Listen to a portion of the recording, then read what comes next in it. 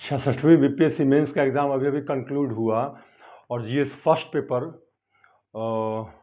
मेरे हाथ में है और मैंने हिस्ट्री पोर्शन हिस्ट्री पोर्शन में आए प्रश्न के बारे में मैंने डिस्कशन किया है। और अगला जो डिस्कशन का मुद्दा है अर्थात अगला सेक्शन जो मैंने लिया है वो है करंट अफेयर्स।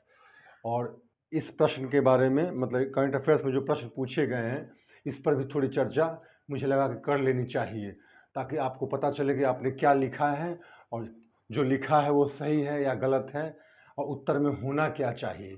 जैसा मैंने हिस्ट्री वाले सेक्शन के लिए भी किया है कि जितने प्रश्न हैं उसमें उत्तर किस तरह से क्या होना चाहिए, इसकी मैंने चर्चा की थी।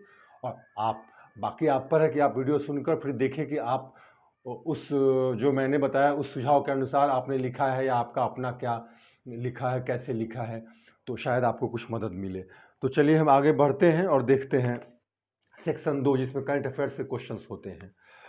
इसमें पहला क्वेश्चन था, करंट अफेयर्स का पहला क्वेश्चन था जो मैं पढ़ रहा हूं। जैव ईंधन स्टारडस्ट 1 के द्वारा संचालित विश्व में जैव ईंधन स्टारडस्ट 1 के द्वारा संचालित विश्व में प्रथम व्यापारिक रॉकेट को किस संगठन द्वारा शुरू किया गया, विस्तार से बताएं।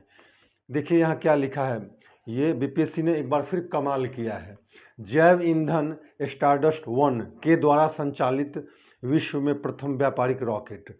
यहाँ पे वास्तव में ये जो जैव ईंधन स्टारडस्ट 1 जो लिखा गया है क्वेश्चन में, वास्तव में स्टारडस्ट 1 जैव ईंधन का नाम नहीं बल्कि ये प्रक्षेपण रॉकेट का लॉन्च व्हीकल का नाम है जो जैव ईंधन द्वारा संचालित है। और यह जो है लॉन्च व्हीकल रॉकेट स्टारडस्ट 1 जिसका नाम है, इसको जिस कंपनी ने डेवलप किया है उसके बारे में विस्तार से बताना है इस प्रश्न के अनुसार, यही क्वेश्चन है। अर्थात launch vehicle stardust 1 launch vehicle है, प्रक्षेपण यान का नाम है जो जैव ईंधन द्वारा संचालित होता है।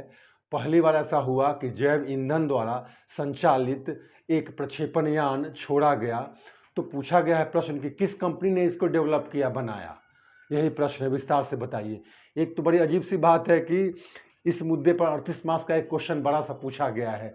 इसके लिए तो पूरा मतलब सफिशिएंट मैटर मिलना थोड़ा सा अजीब है जरूर, क्योंकि बहुत सारी बात इसमें मतलब बहुत कुछ लिखना ही नहीं था इसमें। खैर, अगर इन्होंने क्वेश्चन भी बनाया तो कम से कम सही क्वेश्चन बना लेते। जैव ईंधन द्वारा संचालित प्रक्षेपण यान जिसका नाम स्टारडस्ट 1 है उसे किस कंपनी ने बनाया है उसके बारे में विस्तार से बताना है।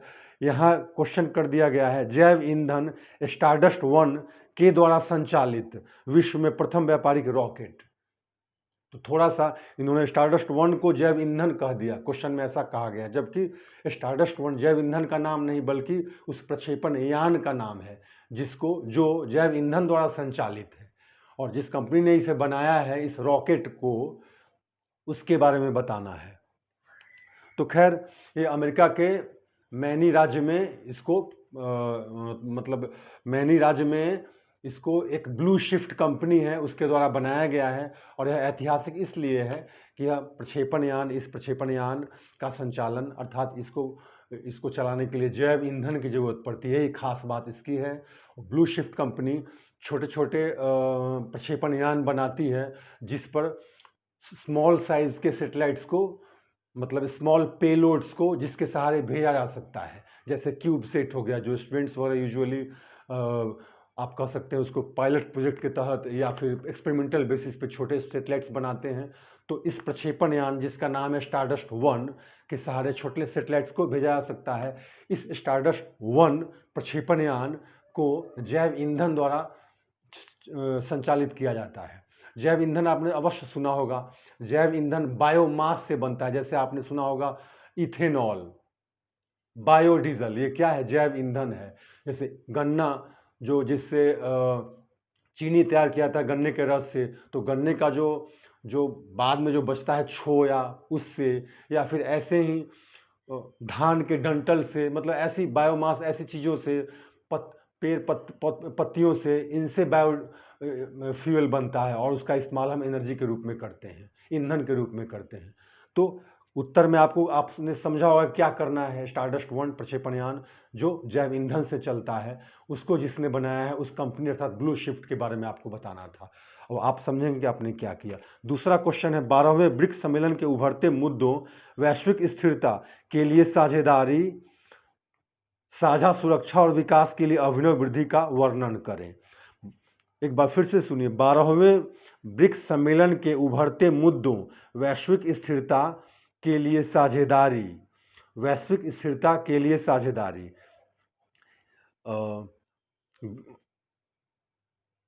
कौमा साझा सुरक्षा, शेयर्ड सिक्योरिटी और विकास के लिए अभिनव वृद्धि, इनोवेटिव ग्रोथ का वर्णन करें, प्रश्न में है। जबकि 12वां ब्रिक्स सम्मेलन जो हुआ है, पहली बार ये हुआ है, मतलब आप कह सकते हैं इसको आभासी तरीके से हुआ है, वीडियो कॉन्फ्रेंसिंग के माध्यम से ब्रिक्स सम्मेलन। तो इसकी विषय वस्तु थी ये, वैश्विक स्थिरता के लिए साझेदारी, साझा सुरक्षा और विकास के लिए अभिनव वृद्धि। यही इस कॉन्फ्रेंस की विषय वस्तु थी। इस बार ब्रिक्स सम्मेलन की विषय वस्तु यही थी, वैश्विक स्थिरता के लिए साझेदारी, शेयर्ड समथिंग, कंट्रीज आपस में मिलकर शेयर करें ताकि ग्लोबल स्टेबिलिटी आए। शेयर्ड सिक्योरिटी मतलब सुरक्षा को किस तरह से आपस में मिलकर इंश्योर किया जाए। और इनोवेटिव ग्रोथ हो, मतलब ग्रोथ हो लेकिन उसमें कुछ नयापन हो, यही विषय था। और इस विषय के आधार पर यह सम्मेलन किया गया और सम्मेलन में क्या क्या मुद्दे थे उस पर विचार करना है। प्रश्न में दिया गया है वैश्विक स्थिरता के लिए साझेदारी, साझा सुरक्षा और विकास के लिए अभिनव वृद्धि जैसे उभरते मुद्दों। वास्तव में ये मुद्दे नहीं हैं, ये विषय वस्तु है। और इसके लिए जो मुद्दे, जिन मुद्दों पर डिस्कस करना था, जिनका वर्णन करना था, वही उत्तर में लिखना था। इस क्वेश्चन को सेट करते समय भी इस टॉपिक को समझकर प्रश्न नहीं बनाया गया। जिसने भी इस टॉपिक को अच्छे से समझा पढ़ा होगा वो अच्छी तरह समझ जाएगा। वैश्विक स्थिरता के लिए साझेदारी, साझा सुरक्षा और विकास के लिए अभिनव वृद्धि, इस विषय पर जो जिन इस उद्देश्य को पाने के लिए, इस सब्जेक्ट मैटर पर अर्थात इस उद्देश्य को पाने के लिए जिन जिन मुद्दों पर डिस्कशन हुआ है उसको बताना था। कब कहाँ डिस्कशन हुआ है? 12वें ब्रिक्स सम्मेलन में। क्वेश्चन को फ्रेम करने में फिर ब्लंडर हुआ है, लेकिन खैर यह पता करना बड़ा मुश्किल है या इसके लिए ब्लेम करना भी बेकार है। तो आप यह जानिए कि ब्रिक्स देशों के बीच, आप जानते हैं BRICS, Brazil, BRICS India, Brazil, South Africa, China, इन देशों ने मिलकर ब्रिक्स, इन देशों से मिलकर ब्रिक्स बनता है। तो जिन मुद्दों पर चर्चा हुई है, उभरते मुद्दों पर, ताकि वैश्विक स्थिरता बने, इनोवेटिव ग्रोथ इंश्योर हो सके, सिक्योरिटी इंश्योर हो सके, ये सारे मुद्दे क्या थे? बहुपक्षीय व्यवस्था, जैसे कि WTO में क्या सुधार लाया जाए, महामारी के बाद क्या उपाय किया जाए ताकि उसके प्रभाव को कम किया जाए, ये सारे मुद्दे थे। जैसे आतंकवाद के विरुद्ध कैसे ये देश आपस में सहयोग करें, फिर व्यापार पर कैसे सहयोग करें, फिर स्वास्थ्य, ऊर्जा, साइंस टेक, इन मुद्दों पर किस प्रकार आपस में सहयोग किया जाए ताकि ग्लोबल लेवल पर स्टेबिलिटी आए, सिक्योरिटी आए, आदमी जो कंट्रीज़ हैं जो आपस में सिक्योर फील कर सके और साथ साथ इन सब का ग्रोथ भी हो।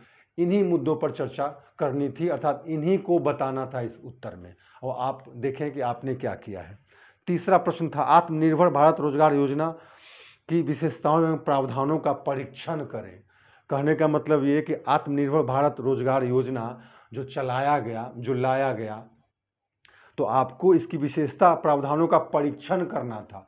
कहने का मतलब कि इसके प्रावधानों और या यूँ कहें इसकी विशेषताओं को बतलाते हुए यह बतलाना था कि यह परीक्षण करना मतलब एग्जामिन करना, मतलब कहाँ तक यह सहायक होगा। सिर्फ प्रावधान लिखकर या विशेषता लिखकर खुश नहीं होना था। समझ रहे हैं? मैं इसका थोड़ा सा जिस्ट आपको बता दूं कि इसके अंतर्गत मूल रूप से क्या उद्देश्य था। मूल रूप से उद्देश्य था रोजगार सृजन करना। इस योजना को क्यों लाया गया? आप जानते हैं एपिडेमिक, कोरोना महामारी के कारण बहुत सारे लोगों का रोजगार चला गया। आपने निश्चित रूप से सुना होगा, बहुत सारी इंडस्ट्रीज बड़ी या छोटी उन लोगों ने छटनी की, क्योंकि अर्थव्यवस्था में मंदी आ गई थी। वो कहाँ से वो उनको सैलरी पे कर पाते, तो लोगों का रोजगार छूट गया। तो ऐसी स्थिति में रोजगार सृजन के लिए, अर्थात वैसे लोगों के लिए 2020 अक्टूबर के बाद जिन्होंने जॉब ज्वाइन किया, तो उनको सहायता पहुंचाने के लिए और साथ साथ नियोक्ता जो एम्प्लॉयर हैं उनको भी, उनके लिए भी यह योजना है। अर्थात जिन लोगों को नौकरी चली गई, जिन लोगों की नौकरी थी जो चली गई, और जिन लोगों ने नौकरी दी या देंगे, उन दोनों के लिए सब्सिडी की व्यवस्था की गई। थोड़ा सा कंडीशन यह रखा गया कि 15,000 से अधिक नहीं, मैक्सिमम सैलरी 15,000 हो, वही वैसे ही लोग इस योजना का फ़ायदा उठा सकते हैं। ऐसे ऐसे कुछ प्रोविज़न्स थे, इसके मैं बहुत डिटेल में नहीं जाऊंगा, हर जगह मिलता है ये। आपको एग्जामिन करके इन प्रोविज़न्स को और तब बताना था कि कहाँ तक यह सही है, कहाँ तक यह लाभान्वित इससे लोग हुए होंगे, सरकार को क्या और इससे कुछ बेहतर करना चाहिए था। इसके लिए जो बजट एलोकेशन किया गया, उस बजट एलोकेशन में जितने पैसे की बात की गई, वास्तव में उतना खर्च हुआ कि नहीं, इन चीज़ों के बारे में आपको चर्चा करना था। अर्थात अगर कहीं आपको लूप होल दिखे या कहीं कोई कमी दिखे, उसको आपको बताना था। साथ साथ यह भी बताना था कि किस तरह यह लाभदायक साबित हो सकता है रोजगार सृजन में, और एम्प्लॉयर्स हैं उनके लिए भी किस प्रकार यह लाभदायक हो सकता है, क्योंकि उन्हें भी इसमें सब्सिडी, इसमें ऐसा प्रावधान है कि उन्हें भी सब्सिडी दी जाएगी। और जो जिनको रोजगार मिल रहा है उनको तो सब्सिडी मिलेगी, जिनकी नौकरी गई उनको तो मिलेगी ही सब्सिडी। तो आपको यह बताना था। जैसे आप कह सकते हैं कि इसकी सीमा जो 15,000 तय की गई थी, सैलरी की सीमा, वह थोड़ी कम थी, थोड़ा और इसका स्केल बढ़ाया जाता तो ज़्यादा से ज़्यादा लोग इसमें आ जाते। जैसे पहले इसमें लगभग 58,000 लाख के आसपास कर्मचारियों को शायद मदद मिलनी थी, ऐसा कुछ था टारगेट, बाद में इसको बढ़ाया भी गया। तो आप कह सकते हैं कि हाँ, 15,000 सैलरी जो लिमिट की गई उसको 20,000 होता तो और ज़्यादा लोगों को लाभ मिलता। बजट, इसके लिए जो बजट में जो रकम तय की गई, वह रकम वास्तव में उस तरीके से उसका खर्च किया गया कि नहीं, इसकी पारदर्शिता उतनी बेहतर नहीं दिखाई दी बाद में सरकार की तरफ से। मतलब इस तरह से आप इसको एग्जामिन कर सकते थे, प्रावधान को थोड़ा सा डिटेल में नहीं, मतलब थोड़ा थोड़ा बताते हुए, और तब उसको एग्जामिन करके और तब आपको फाइनल कंक्लूजन देना था। यही इस प्रश्न में आपको करना था।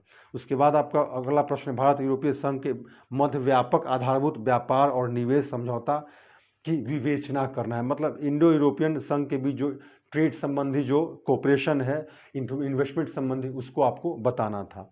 तो इसमें trade, technology, connectivity, Covid, climate, digital, energy, transportation, real estate, अलग अलग सेक्टर्स में कैसे इन्वेस्ट किया जाए, कैसे कोऑपरेशन आपस में, इंडो यूरोपियन कोऑपरेशन कैसे इंश्योर किया जाए, इसके बारे में आपको डिटेल में बताना था। यह बहुत सिंपल और स्ट्रेट क्वेश्चन था। अगला जो क्वेश्चन है वो हरित भारत संकल्प ऐप।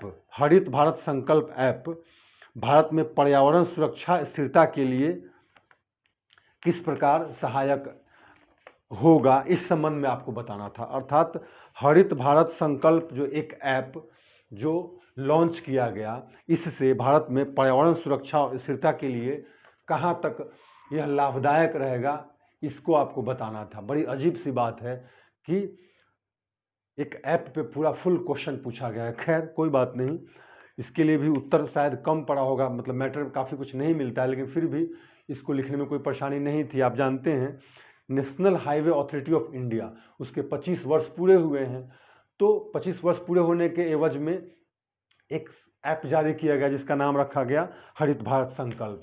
जिस ऐप का मुख्य काम क्या है, उसका मुख्य उद्देश्य लगभग 35 लाख पौधे लगाना, यही इसका उद्देश्य था 25 वर्ष पूरा होने पर।